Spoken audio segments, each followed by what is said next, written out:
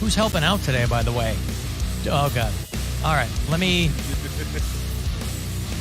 DeBlangelo Coffin Stink. Did I get that? You nailed it. DeBlangelo Coffin Stink. DeBlangelo. Thank you so much, by the way, for them helping out and whoever sent me... It's a combination of D and Blangelo. Oh, is that what it is? Yeah. It's very nice. Blangelo. Let's see how they figured that out. Because I am only in sports for the names. So, I mean, literally 48 hours after we were treated to Steve Ho You Fat, somebody sent me... Steve with two E. Steeve. Yeah, with 3 E's. 3 E Steve. Yeah. I almost like that more than the Ho You Fat. Ho You Fat, yeah, it's funny, but 3 E Steve is really funny. That's what I said. 2 E's and Steve in the middle there. Yeah. That's the secret weapon. Edgerrin James is a pro Hall of Fame running back for the Indianapolis Colts. Yes. And his son is going to play basketball for the University of Cincinnati. His son, Jizzle James. I love it. He's 6'1", 180 pounds, out of Olympia High School in Orlando. So thank you to whoever sent me Jizzle James, because they'll call him Jizz, and that'll make me laugh. Hey, Dean. Hey, what's going on, Alan? How are you? Good. Just had one quick consideration and wanted to add to the great bidet debate here. Yeah. Would you wipe peanut butter out of your carpet with just a paper towel? That's the example. That's the example I just used. Really? I just tuned in. I must have missed that. It's so okay. It's okay. But fortunately, my point was that my situation back there does not in any way resemble peanut butter in carpet. I'm saying everybody's got to work there. Consider yourself lucky. I do. People got to get their diets figured out. Now, for aesthetic purposes, Bill's explained it to me ad nauseum, and I understand. I understand what everybody's talking about. I think it's fantastic. I think you should do whatever you want to do. It's your holiest of holies, right? You should... Ozzy Osbourne right now on the Buzzard. You know, he's doing a Ozzy. When you look at him, you go, that's a good-looking guy. That's a guy who's really taking care of himself. That's a guy who could give me tips on how to take care of myself. So it makes perfect sense that Ozzy, at the age of 77, is launching a makeup and beauty line. Now, to the best of my knowledge, all Ozzy's ever done for 70 years is wear guy liner and dye his hair up until a couple of years ago. He started letting the gray go. And I think that a lot of these, as a fellow early young gray, because I dyed my hair for a long time. I started going gray in college, but I dyed my hair a variety of colors for a long time. It's only when I chopped off my long hair that I let it go gray. I wasn't going to have long gray hair, but Ozzy's Ozzy. He can do whatever he wants to do. From what I understand, a lot of men experiment with grays in high school. Yeah. Or college. That's where all that GILF porn comes in. They do a little... Granny's lonely. See what's up. Yep. Come over here and sit on my crotch. Ozzy has released a 21-piece collection inspired by his heavy metal style. So obviously, it's really more about style than substance. There's probably a couple of makeup companies that are making this stuff, and then it gets licensed out to the Kardashians and Ozzy and everybody else. People had this notion, or at least I think young girls had this notion, that Kim Kardashian... They're back there stirring. Yeah, standing there, because they'll take photos for their accounts where they're in a lab, faking it like Elizabeth Holmes. They're standing there holding a beaker, and they've got safety glasses on and whatever. They're not doing that. They're selling their name and licensing their likeness and things like that. And Ozzy's doing the same thing. So you can get this piece right now. A Gothic-style handheld mirror, and it comes with temporary tattoos of all kinds. So anyway, if there's an Ulta store near you, you ever walked into an Ulta? I have. A few years ago, there was a particular kind of makeup that my older daughter liked, and so any gift-giving opportunity, I would get her like a whole big thing of this makeup she really liked. And it was only available at Ulta. And as I recall, it was one of the last stores where you'd walk in and somebody would still try to spray you with something. I don't know if they still do that, And that's really, to my mind, that's a thing of the past. You used to walk through department stores and they would spray you with something, trying to get you to buy it, as though that would do it. Well, you know what? I walked in here not smelling like anything, and now you've sprayed this stuff on me. And hey, I don't mind the way that smells. Give me a bottle of that. I don't know how often that worked, but that was the marketing ploy behind that. What's the name of that perfume? It's called Consent. Ironic. Yeah. Considering you just sprayed it on me. That's right. Now, listen, in all honesty, back in the day, these girls probably saw me coming. They knew I was looking for a 3-ounce bottle of cool water. But I didn't tell them that.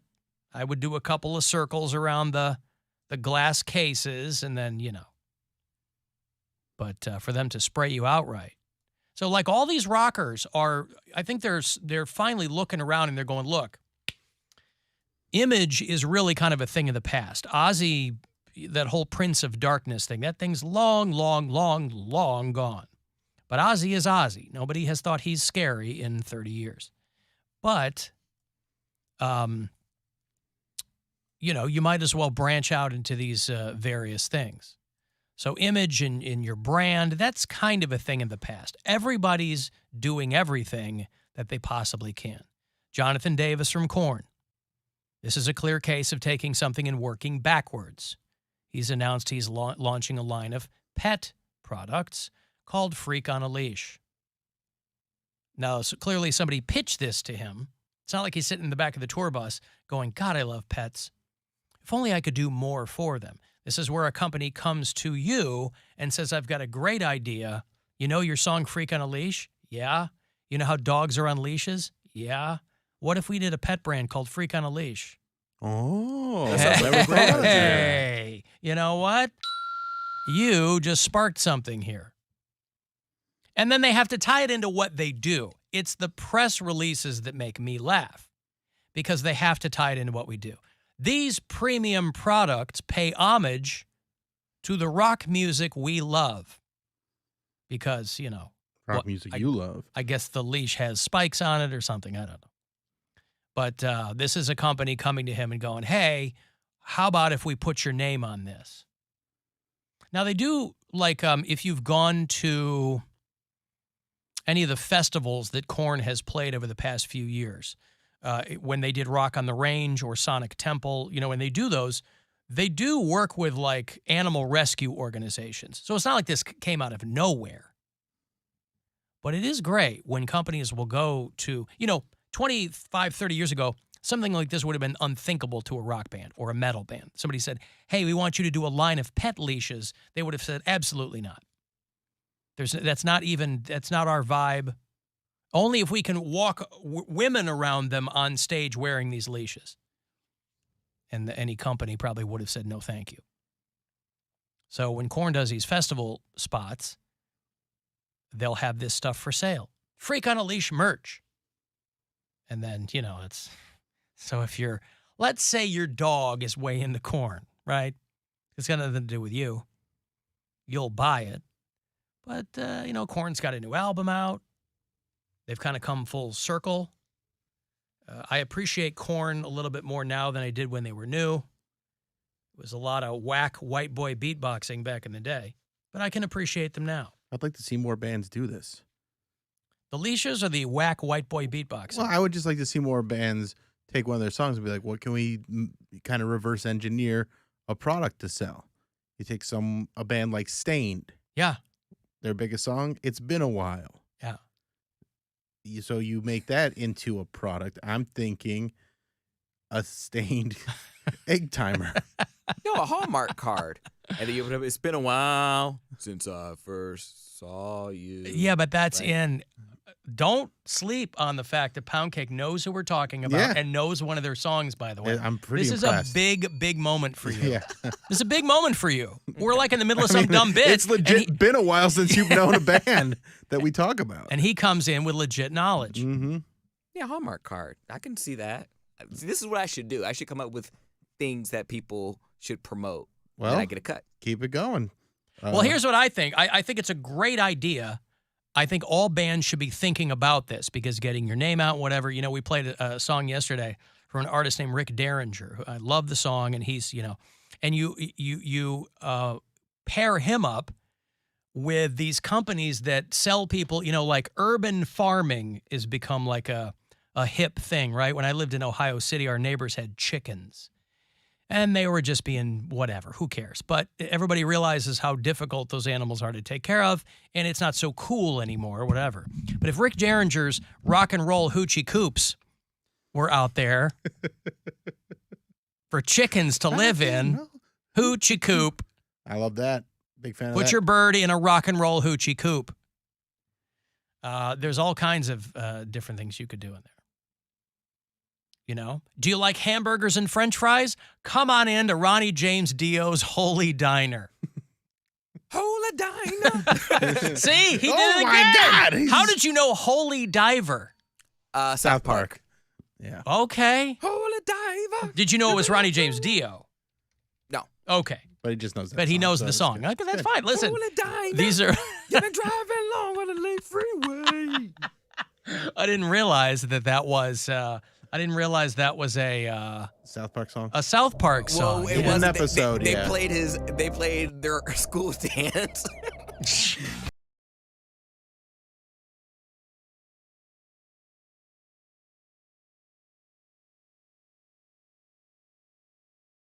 all that much, but holy cow, have I recently gotten really into Dio, and I don't know why. I have no idea why. Dio slaps. I used to have, it's not on any streaming services. He did a live album called Intermission, and I couldn't find it anywhere on streaming. I ended up buying an overpriced, because I had it on cassette 100 years ago. It's like 85, 86. I ended up buying an overpriced copy of it on CD on Amazon because I'm like, I really want to listen to this album again, and I could not find it anywhere. I've just recently really gotten into Dio. Look out! I just remember when Holy Diver, when the album dropped, I was in high school, and I went to Catholic school, 1983, so I'm 12. So who knows? I'm probably in the 6th, 7th grade. And my religion teacher was a priest, and he flipped out over Holy Diver because the cover was that Dio demon, and the cover is very literal. The album's called Holy Diver, and he's got a priest wrapped in chains, and he's drowning him. And they weren't being very subtle with this. And Father Lipinski, boy, holy cow, did he have You had well, problem a with cow, that? Yeah. quite frankly. He wanted to know who in class was listening to Dio, and we're all we liked him. So we weren't going to make fun of him, but we were all kind of snickering because, But I had friends that were way into Dio, and they took it quite personally that Father Paul was giving them a hard time for Holy Diver. And now we've come full circle because Poundcake knows it from South Park. I I love just it. pulled it up on YouTube. Mhm. It's just so funny. He said, "This is our song, Holy Diver." And That's then right. All the kids are like, "What?" So Ronnie James Dio, who of course passed away some years ago, and his wife, Wendy, has done a lot of nonprofit stuff in his name. I think there's a Dio documentary or something that's either out or going to be out. But Holy Diner is right next door to Whitesnake's Is This Lunch? Mhm.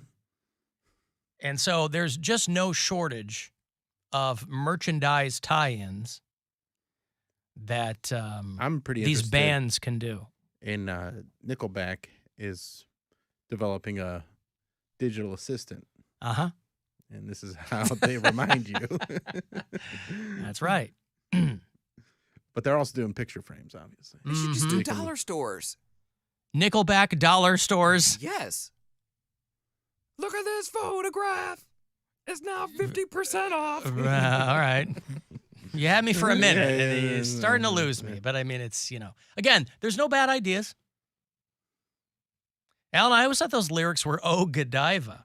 Oh, Godiva. Oh, Godiva. You're on a horse with no clothes. You make chocolate. Yeah. I mean, it's, a lot of good songs in there. Metallica doing some sleep pills. Mm-hmm. It's amazing where Enter like, Sandman. Yup. Uh-huh. it's amazing where a pun can take you. Like you could create a whole brand off of a pun. Well, that's what I'm saying. I mean, puns. I don't like people who down on puns because you have to be somewhat literate to make them work. Mm-hmm.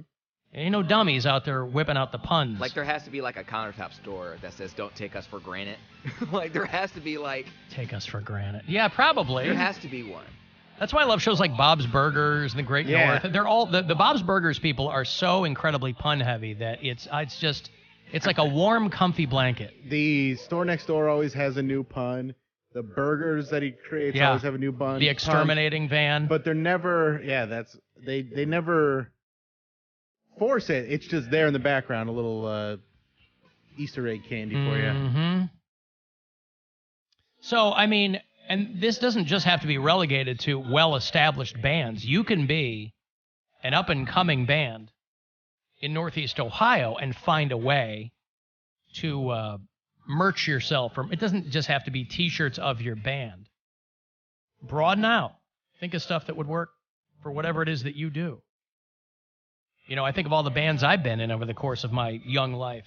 I was in Cheeky Sheep for a while. Okay. I was in Poon Catalog. I was in Swollen Granola.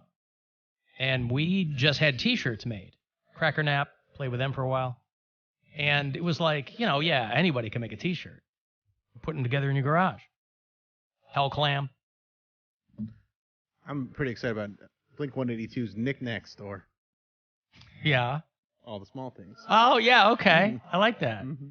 Tom DeLonge, supposedly, by the way, is back with the band. They're going to tour next year. I love that. Hmm. And they're keeping Skiba, too?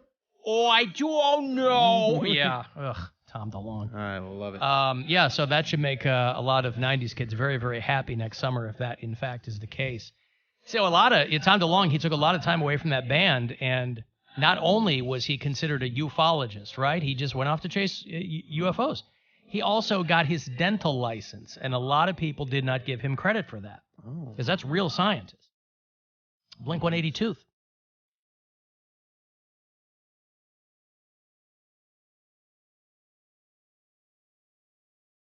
So anyway, I've got to take a break, and I will have Carnival. If you thought this was a Carnival of Horrors, I've got the real Carnival of Horrors passes for you. If you're down Canton Way, that's where I'm going to put you. You can get your scare on down there. It's at the Stark County Fairgrounds in Canton. So we'll do that coming back. 35192 to text for something else, and